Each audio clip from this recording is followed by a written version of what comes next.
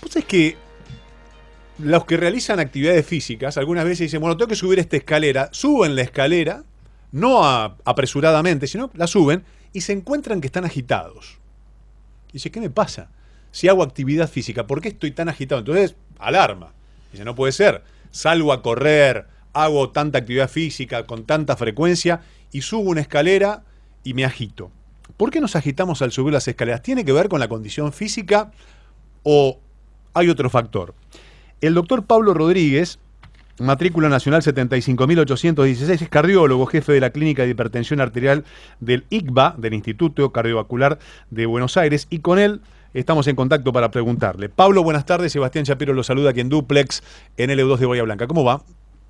Hola Sebastián, ¿cómo te va? Mucho gusto a todos. Bueno, sí. Un placer estar con ustedes. El placer es mío. Vos es que hablaba de esto en la introducción y me acordé de la última vez que subí una escalera y que algunas veces te suben rápidamente las palpitaciones y decís, che, pero uno entrena, hace cosas. ¿Por qué me pasa esto? ¿Por qué pasa que uno se agita tanto al subir unas escaleras?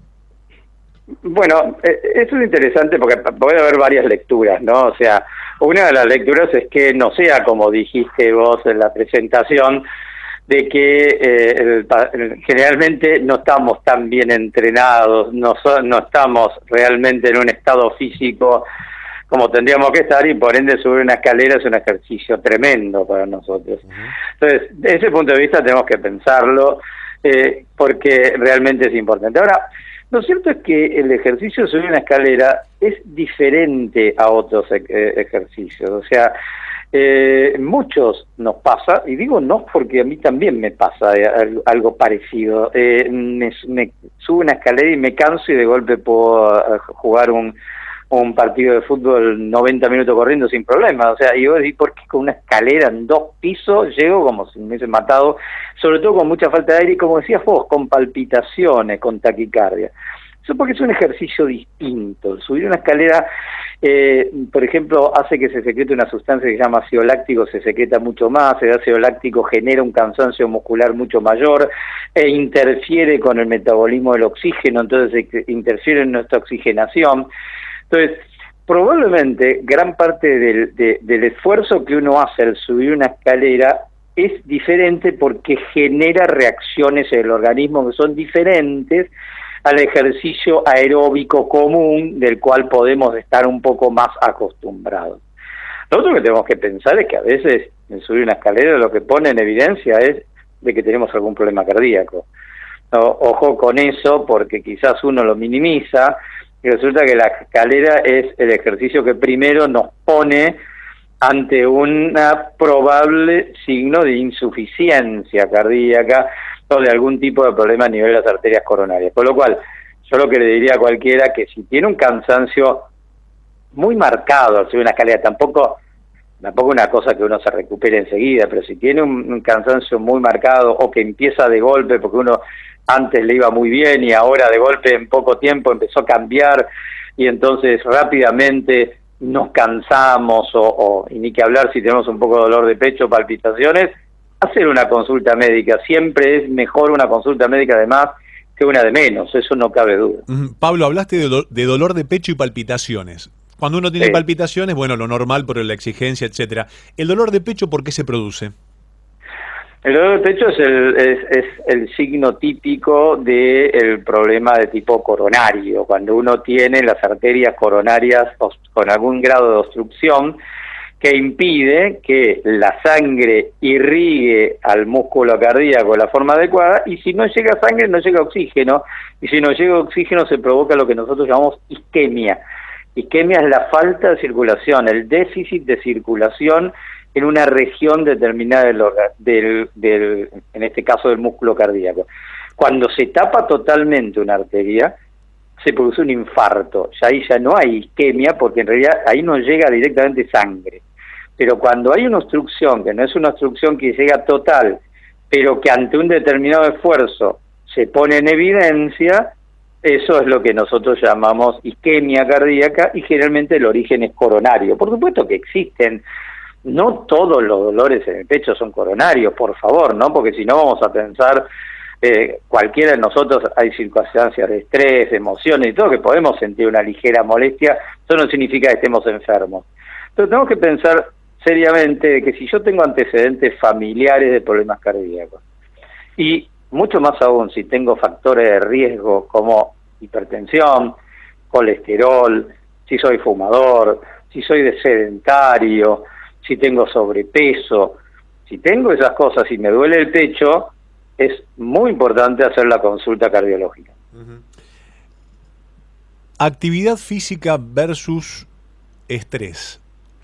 Gente que, por ejemplo, hace actividad física moderada, está sometida a grandes niveles de estrés, y un día en un chequeo de rutina, el cardiólogo le dice, mirá, tenés las arterias bastante tapadas. Y la otra persona dice, pero yo hago mucho ejercicio. Y dice, bueno, pero tenés las arterias tapadas. ¿Se puede producir eso por el estrés?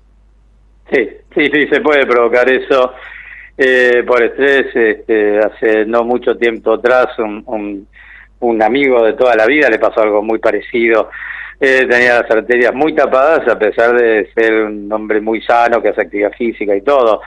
El estrés es muy importante. Si ese estrés se da en un combo donde puede haber antecedentes familiares, porque a veces nos olvidamos y hay que preguntar qué pasó con papá, qué pasó con mamá, qué pasó con mis hermanos. O sea, si en mis padres tuvo problemas cardíacos, y si sobre todo los problemas cardíacos lo tuvo a una edad relativamente temprana, es un factor de riesgo muy importante.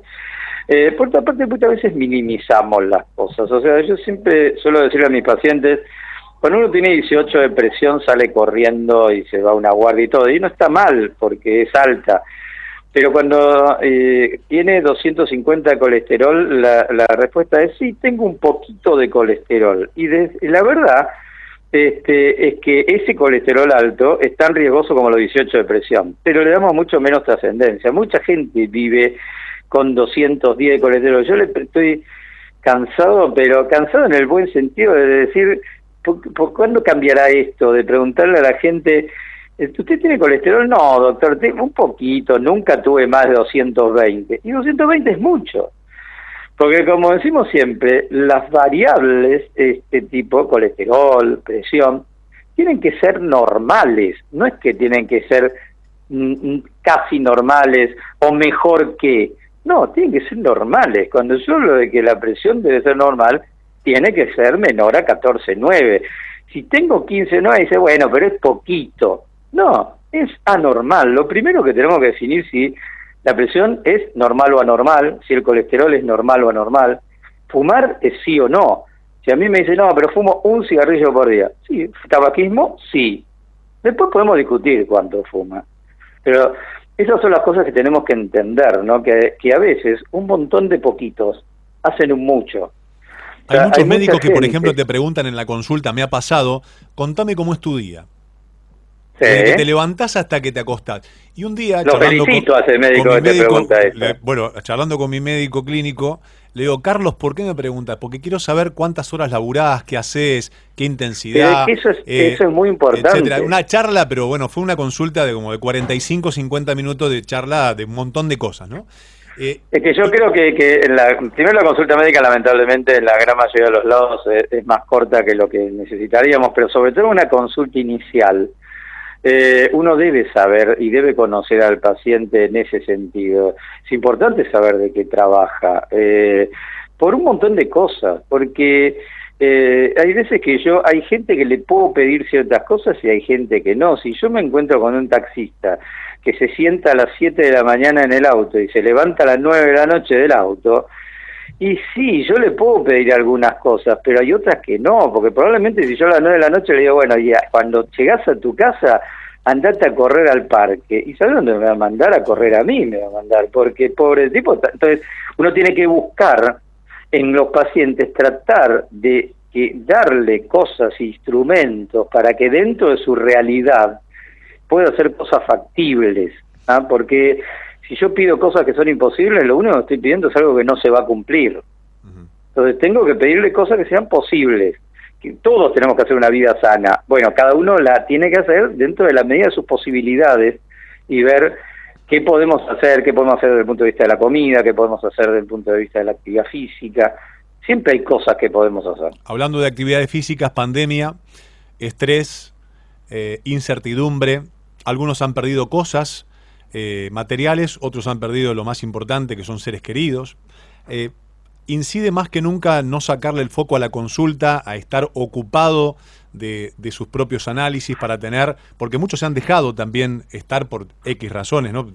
¿Para qué va a ir están los hospitales atestados de gente, venga si realmente es importante? Es el momento después ya de un año de pandemia, de volver a la consulta, de volver a hacerse el chequeo, de estar encima de uno mismo.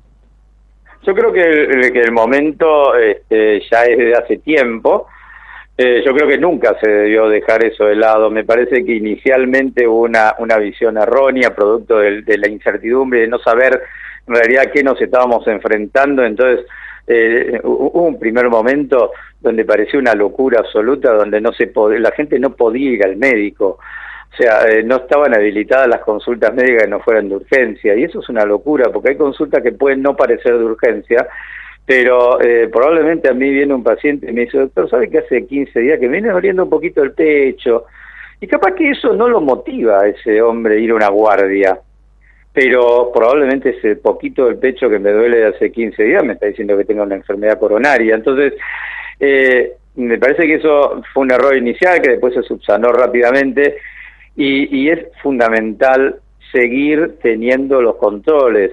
Nosotros acá en el cardiovascular publicamos un trabajo hace no mucho tiempo atrás, el año pasado, donde demostramos con todo un modelo matemático, pero basado en datos fehacientes, que el hecho de no concurrir a los controles significaba para la Argentina el año pasado un exceso de 10.500 muertes de origen cardiovascular.